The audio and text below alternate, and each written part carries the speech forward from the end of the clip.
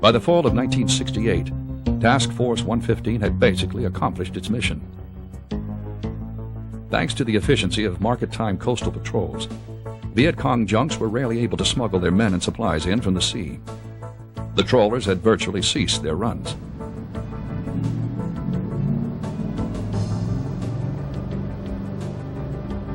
Along the major waterways of the Mekong Delta, the river patrol boats of Task Force 116 and the joint Army-Navy Mobile Riverine Force had fought the communists to a near stalemate.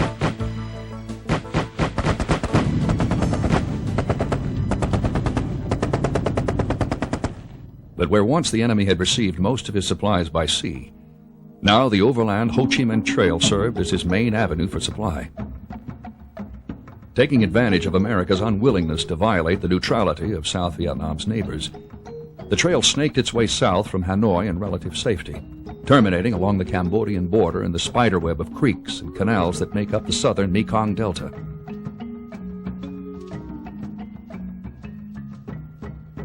Now the swift boats and WPBs were to be sent into this maze of muddy waterways. It was here they would see their finest hours.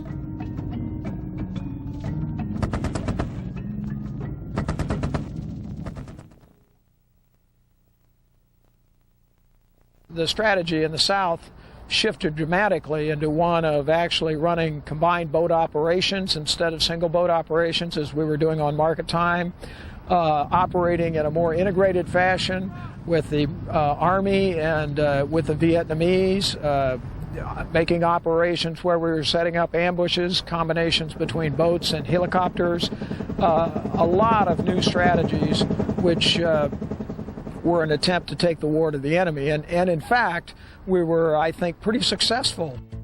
Following Mike Bernique's unauthorized swift boat raid on the Vente Canal, American naval commanders decided that bold action could seal off the flow of communist supplies into the Delta, if not at their source, then at least at the points where they were floated across the border.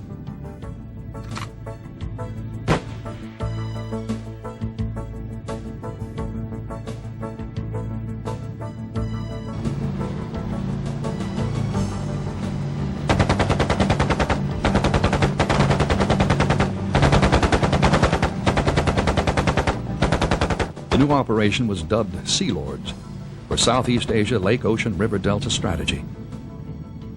Ordered into one of the longest-held communist strongholds in South Vietnam, the Sealords raiders would soon hunt the Delta's VC into virtual extinction.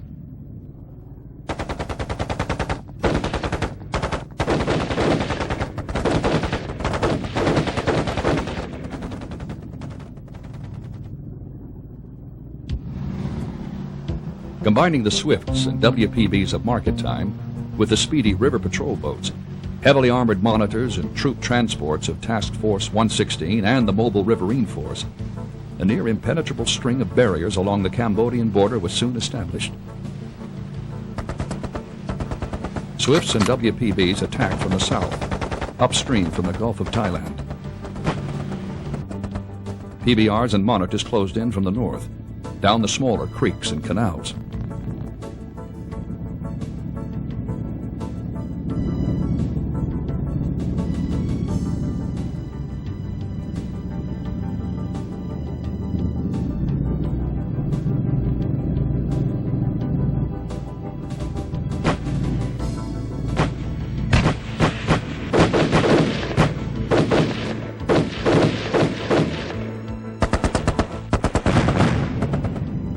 Sailing into the enemy's own backyard, the Sealords raiders were indeed going in harm's way.